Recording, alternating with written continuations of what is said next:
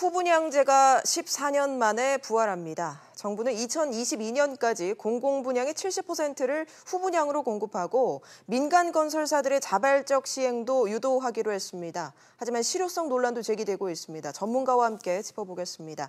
두성규 한국건설산업연구원 선입연구위원 나오셨습니다. 어서 오세요. 안녕하세요. 네.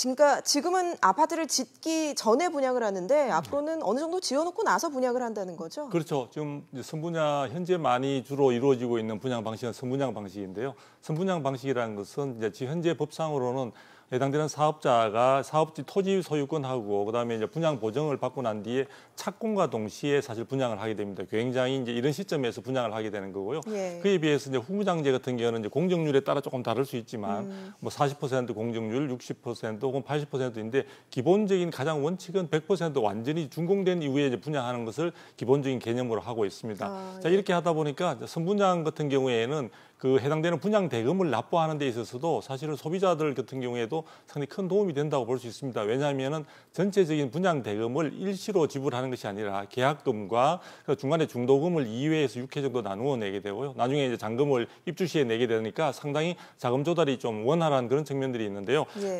후분양제 같은 경우는 아무래도 이제 바로 돈을 갖다가 지금 내는 것이 나중에 다 지어지고 하다 보니까 지어질 때까지 건설사로서는 상당히 공사비 조달 부분이 가장 큰 관건으로 되어 있습니다. 그래서 그런 부분에서는 부담이 공사비 조달에 따른 비용 부담이 자칫하면 분양가로 사실 전가될 수 있는 그런 측면들이 있는 거죠. 정부가 이 후분양 카드를 꺼낸 이유는 뭐라고 보십니까? 네, 무엇보다도 그동안 이야기 많이 되어 왔던 것은 소비자들이 아주 금액이 큰, 우리 서울의 어떤 평균 그 아파트 가격이 7억 이상 하니까요.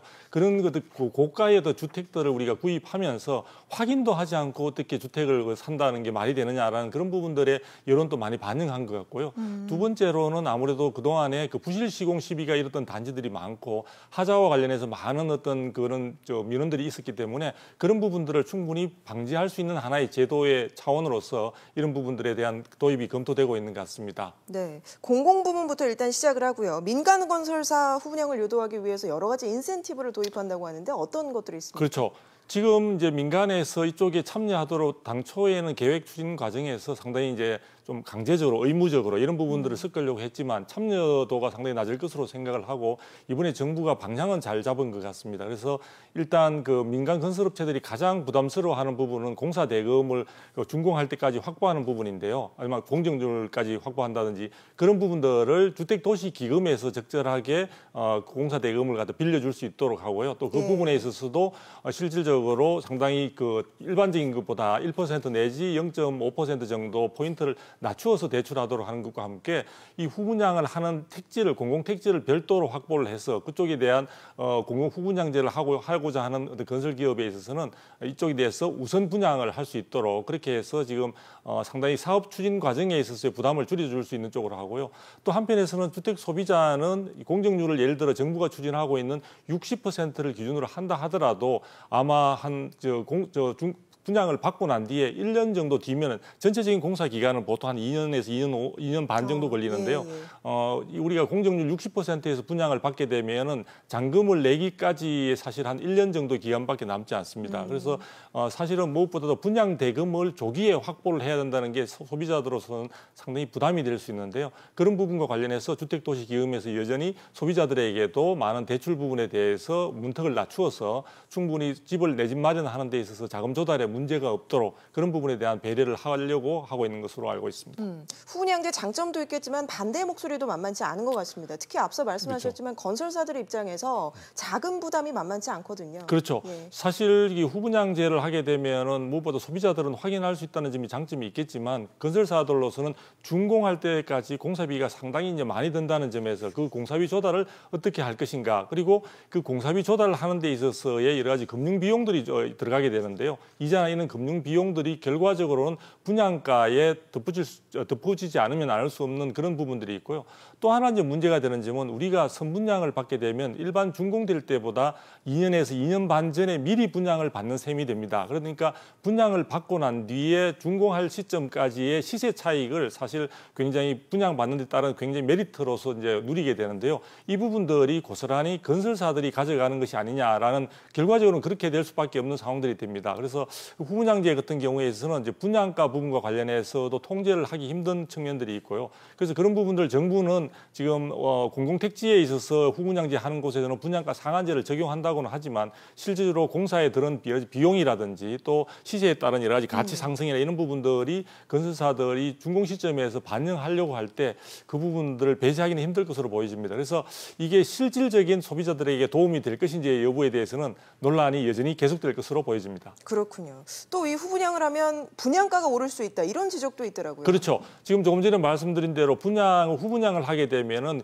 그 후분양을 할 때까지 즉 준공될 때까지나 약속된 어떤 공중률 진행까지의 공사 비용 부분들을 건설사들이 자체적으로 조달을 해야 되는데요. 그 조달에 따른 금융 비용은 고스란히 분양가에 포함될 가능성이 대단히 높습니다. 현재 정부의 분양가 상한제 적용을 받는다 하더라도 분양가에 있어서 하나의 일정한 그 금융 비용으로서 정당한 어떤 반영을 사실 정부도 거절할 수는 없는 상황들이 되다 보니까 분양가가 현재보다는 그래서 자칫하면은 주변 시세 대비 준공 시점의 주변 시세 대비 비슷한 시점의 어떤 그 가격으로 될 수 있다는 가능성이 있기 때문에 자칫하면은 우리 소비자분들이 품질을 확보할 수 있는 측면과 함께 분양에 따른 여러 가지 비용 부담은 굉장히 크게 증가할 수 있다는 점에서 그래서 지금 LH나 이런 쪽에서 자체적으로 혹은 허그 쪽에서 조사한 바에 의하면요 현재보다 3% 내지 7% 정도의 분양가 상승 요인이 있다고 이야기를 하고 있습니다. 그런 부분이 반영될 가능성이 대단히 높지 않을까라는 점은 조금 걱정되는 부분입니다. 말씀하신 부분들 이제 분양 리스크가 커지게 될 경우에 주택 공급이 줄어들 수도 있다 이런 우려도 있는 것 같아요. 네, 그렇죠.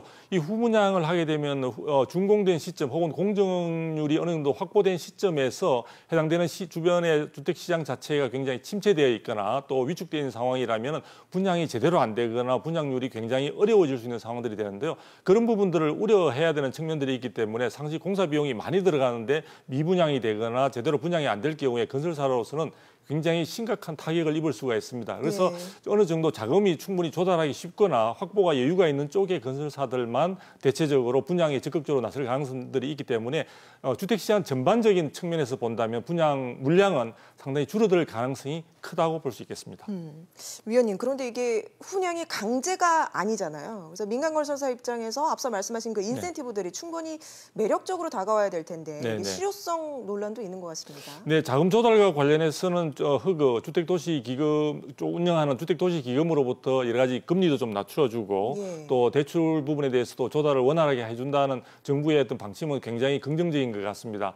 그러나 지금 우리가 시범단지로 예정되고 있는 여러 가지 지금 동탄이라든지 또 평택이라든지 또 파주라든지 이런 쪽들의 아산까지 포함해서 이런 쪽들이 전반적으로 현재 상당히 물량이 넘치는 입주 물량이 넘치기 때문에 부동산 가격의 약세가 지금 진행되고 있는 상황들이기 때문에 이런 지역에 있어서 미분양이 될 수 있는 가능성들이나 이런 쪽을 건설사들은 염려하지 않을 수가 없는데요. 현재 지금 시범단지로 하려고 하는 이런 단지 모두가 대체적으로 지금 부동산 시장에서는 조금 부정적인 평가를 받고 있는 시장이다 보니까 건설사들이 선뜻 나서기에는 다소 리스크가 크다고 판단할 가능성이 높다고 볼 수 있습니다. 이런 부분들은 아마 분양에 있어서 상당히 주춤거리게 되는 그리고 전체적인 주택시장에 있어서 분양에 부담을 주는 요인으로 작용할 가능성이 대단히 클 것으로 보여집니다. 네, 사실 과거 노무현 정부 때 이 후분양제를 시행했었다가 결과는 좋지 않았잖아요. 네, 그렇죠. 노무현 대통령 시절뿐만 아니라 우리가 1900년대 말이나 또 2000년대 21세기 들어와서 초기에도 2000년도 초기에 있어서도 후분양 부분에 대한 일부 단지들이 시행된 곳들이 있었습니다. 그러나 대부분 소규모 단지였고요. 실질적으로 성과 자체는 그다지 크지 않았기 때문에 그리고 실질적으로 시장에 있어서 선분양으로부터 상당히 그 시장에서 반응이나 이런 부분들이 훨씬 좋았기 때문에 실제로 그런 후분양으로 한 단지들이 크게 지금 대세화되지 못하고 지금까지도 상당히 위축된 모습을 보여주고 있는 것 같습니다. 이번에 후분양제는 좀 효과가 있을까 짚어봐야 될 것 같은데 정부 생각대로 집값 잡고 뭐 분양권 투기 수요 잡는 데 효과가 있을 것으로 보십니까? 네, 후분양제를 도입하고자 하는 가장 기본적인 취지는 품질 확보 쪽인 것 같고요. 하자 부분에 대해서도 사전에 예방할 수 있다는 점, 소비자들이 보고 확인하고 선택할 수 있다는 점을 굉장히 강조를 하고 있습니다. 그런 점에서 볼 때 이 부분들이 그 후분양제가 지금 60% 60% 정도의 공정률 후에 이제 분양을 하도록 하겠다는 이 방법론으로서는 현재 지금 정부가 본래 기대했던 만큼의 효과를 거두기는 상당히 어려울 것으로 보여지고 있습니다. 그래서 정부가 지금 사실은 시장의 여러 가지 반응이라든지 건설사들의 사정이라든지 소비자들의 입장도 반영을 하면서 정책 나름대로의 추진을 모두 다 반영을 하려고 하다 보니까 다소 어정쩡한 상태로 지금 되어 있는 것 같습니다. 그래서 이 분양제의 실질적인 아마 시범 실시 여부의 성공 여부는 시범 실시 단지의 어떤 성패 여부를 갖다 확인한 후에 본격적으로 판단할 수 있을 것 같은데요. 지금으로서는 많은 전문가들도 현재 정부의 안대로 추진한다는 것은 후분양제의 성공을 기대하기는 다소 좀 어렵지 않느냐 쪽에 무게가 많이 실리고 그렇습니까? 있는 것 같습니다. 네. 알겠습니다. 오늘 말씀 여기까지 듣겠습니다. 두성구 한국건설산업연구원 선임연구위원과 함께했습니다. 고맙습니다. 감사합니다.